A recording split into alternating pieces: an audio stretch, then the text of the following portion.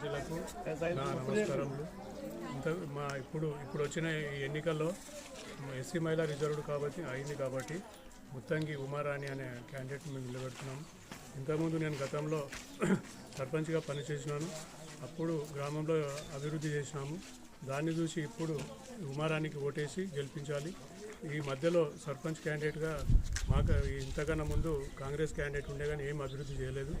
కాబట్టి ఆలోచించి ప్రజలందరూ మన బీఆర్ఎస్ పార్టీ బలపరిచిన ముత్తంగి ఉమారాణి గారికి ఓటేసి అత్యధిక మెజార్టీతో కత్తెర గుర్తుకు ఓటేసి అత్యధిక మెజార్టీతో గెలిపించాలని ప్రార్థన. మన కొల్పూరు గ్రామ ప్రజలకు నా హృదయాభివందనాలు. నేను సర్పంచ్ క్యాండిడేట్గా నిలబడ్డా. మన గ్రామానికి అభివృద్ధి చేస్తా. అందరూ నన్ను గెలిపించాలని గుర్తుకు ఓటేసి అందరూ గెలిపించాలని నా కోరిక. ముందుగా కొల్కూరు గ్రామ ప్రజలందరికీ కూడా నా యొక్క నమస్కారం.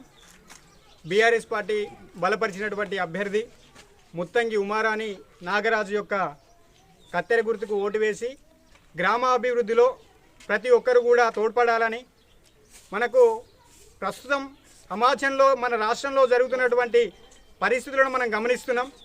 ఎంత దయనీయమైనటువంటి పరిస్థితులను మనం ఎదుర్కొంటున్నామో మనం కళ్ళారా చూస్తున్నాం. ఆ దయనీయ పరిస్థితులకు మనం చరమగీతం పాడి మరి వచ్చేది ఖచ్చితంగా మన బీఆర్ఎస్ ప్రభుత్వమే. ఆ బీఆర్ఎస్ ప్రభుత్వంలో మన సర్పంచులు కనుక ఉంటే ఇంకా గ్రామాన్ని ఇంకా అత్యంత వేగంతో ముందుకు తీసుకువెళ్ళవచ్చు.